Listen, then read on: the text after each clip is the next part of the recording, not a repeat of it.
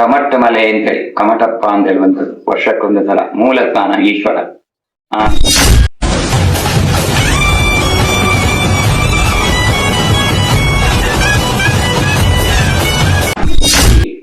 ಕೇರಳದಿಂದ ಬಂದಂತ ಅಕ್ಕದಂಗೆ ಕಡ್ಗಿನಿ ಶೂಲಿನಿ ಅಂತ ಹೇಳುವಂತ ಎರಡು ಅಕ್ಕದಂಗಿಯರು.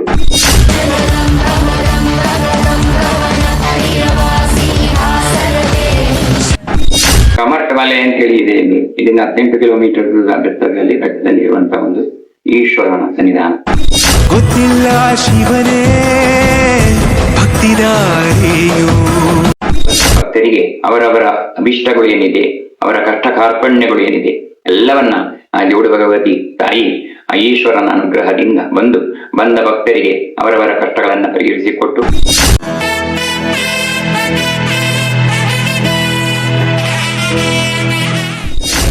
ಕನ್ಯಾಕುಮಾರಲ್ಲಿ ಅನ್ನೋ ದುರ್ಗಾ ಭಗವತಿ ಪ್ರಚೋದಯಾದ ಜೋಡು ಭಗವತಿ ಸನ್ನಿಧಾನಕ್ಕೆ ಇವತ್ತಿನ ದಿವಸ ಜನಾಗ್ನಿ ಅಂತ ಹೇಳುವಂತ ಟಿವಿ ಚಾನಲ್ರವರು ಬಂದು ಈ ದೇವಿಯ ಒಂದು ಪೂಜೆಯನ್ನ ಆರಾಧನೆಯನ್ನ ಮಾಡಿಕೊಂಡು ಈ ದೇವಸ್ಥಾನದ ಒಂದು ಇತಿಹಾಸವನ್ನ ಪಡೆದುಕೊಳ್ಬೇಕು ಅಂತ ಹೇಳಿ ಅದೇ ಪ್ರಕಾರವಾಗಿ ಕಮಟ್ಟ ಮಲೆ ಅಂತೇಳಿ ಕಮಟಪ್ಪ ಅಂತ ಹೇಳುವಂಥದ್ದು ವರ್ಷಕ್ಕೊಂದು ಸಲ ಮೂಲ ಸ್ಥಾನ ಈಶ್ವರ. ಆ ಸ್ಥಾನದಲ್ಲಿ ಹೋಗಿ ಈ ಭಗವತಿ ಕೇರಳದಿಂದ ಬಂದಂತ ಅಕ್ಕದಂಗೆ ಕಡ್ಗಿನಿ ಶೂಲಿನಿ ಅಂತ ಹೇಳುವಂತ ಎರಡು ಅಕ್ಕದಂಗಿಯರು. ಕಮಟ್ಟ ಮಲೆ ಅಂತೇಳಿ ಇದೆ. ಇದನ್ನ 18 ಕಿಲೋಮೀಟರ್ ಬೆಟ್ಟದಲ್ಲಿ ಇರುವಂತಹ ಒಂದು ಈಶ್ವರನ ಸನ್ನಿಧಾನ. ಆ ಸನ್ನಿಧಾನಕ್ಕೆ ಪ್ರತಿ ವರ್ಷವೂ ನಾಡಿನಿಂದ 30ನೇ ತಾರೀಕಿಗೆ ರಾತ್ರಿಯಲ್ಲಿ ಬಂದು ಭಂಡಾರವನ್ನು ಹಾಕಿ 31ನೇ ತಾರೀಕಿಗೆ ಒಂದೊಂದು ಮನೆಯಿಂದ ಇಷ್ಟಿಷ್ಟು ಜನಗಳು ಅಂತೇಳಿ ಒಂದು ಲೆಕ್ಕ ಇದೆ. ಆ ಲೆಕ್ಕ ಪ್ರಕಾರದಲ್ಲಿ 30 ಜನರು ಹಾಗೂ 5 ಅರ್ಚಕರು ಆಗ ಸನ್ನಿಧಾನಕ್ಕೆ ಹೋಗಿ ಅಲ್ಲಿ ಪೂಜೆಯನ್ನ ಮಾಡಿಕೊಂಡು 12 ರುದ್ರಾಭಿಷೇಕ ಅಂದ್ರೆ 1 ವರ್ಷದ ರುದ್ರಾಭಿಷೇಕ 12 ರುದ್ರಾಭಿಷೇಕಗಳನ್ನ ಮಾಡಿಕೊಂಡು ಪೂಜಾ ವ್ರತದಲ್ಲಿದ್ದು ಆ ಜಾಗದಲ್ಲಿ ಹೋಗುವಂತ ಒಂದು ಪದ್ಧತಿ.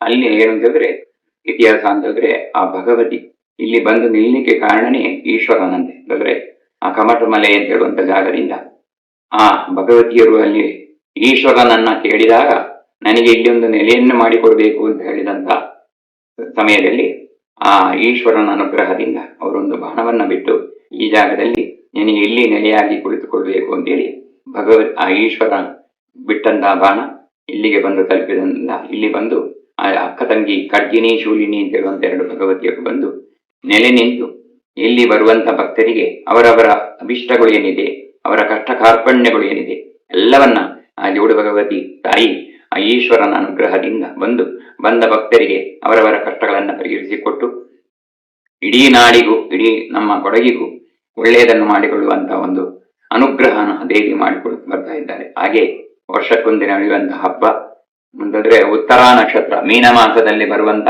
ಉತ್ತರಾ ನಕ್ಷತ್ರದಂದು ಇಲ್ಲಿ ಕೊಡಿಮರವನ್ನ ನಿಲ್ಲಿಸುವಂಥದ್ದು.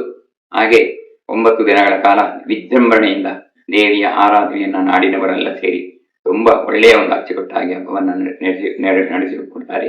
ಹಾಗೆ ದೇವರು ಜಲಕ ಸ್ನಾನ ಮಾಡುವಂತ ದಿವಸ ಒಂದು 5,000ದಿಂದ 6,000 ಜನದವರೆಗೆ ಈ ಜಾಗದಲ್ಲಿ ಬಂದು ದೇವಿಯ ಅನುಗ್ರಹವನ್ನು ಪಡೆದುಕೊಂಡು ಹೋಗುವಂತ ಒಂದು ಪದ್ಧತಿ. ಹಾಗೆ ಈ ನಾಡಿಗೆ ಈ ಜೋಡು ಭಗವತಿ ಎಲ್ಲರಿಗೂ ಒಳ್ಳೆಯದನ್ನು ಮಾಡುತ್ತಾ ಬರ್ತಾ ಇದ್ದಾರೆ. ಹಾಗೆ ಕಮಟಪ್ಪ, ಭದ್ರಗಾಳಿ, ಮಹಾವಿಷ್ಣು, ಮಹಾದೇವ, ಶಾಸ್ತಾವು, ಈಶ್ವರ ಹಾಗೂ ಜೋಡು ಭಗವತಿ ಈ ನಾಡಿನಲ್ಲಿ ಇರತಕ್ಕಂಥ ದೇವತೆಗಳು ಎಲ್ಲರಿಗೂ ಒಳ್ಳೆಯದನ್ನು ಮಾಡಿಕೊಟ್ಟು ಭಕ್ತರನ್ನ ರಕ್ಷಿಸಿ ಎಲ್ಲರ ಕಷ್ಟ ಕಾರ್ಪಣ್ಯಗಳನ್ನ ಪರಿಹರಿಸಿಕೊಂಡು ಜೋಡು ಭಗವತಿ ತಾಯಿ ಇಲ್ಲಿ ಬಂದು ನೆಲೆಸಿ ಎಲ್ಲರಿಗೂ ಒಳ್ಳೆಯದನ್ನು ಮಾಡಿಕೊಡ್ತಾ ಇದ್ದಾಳೆ.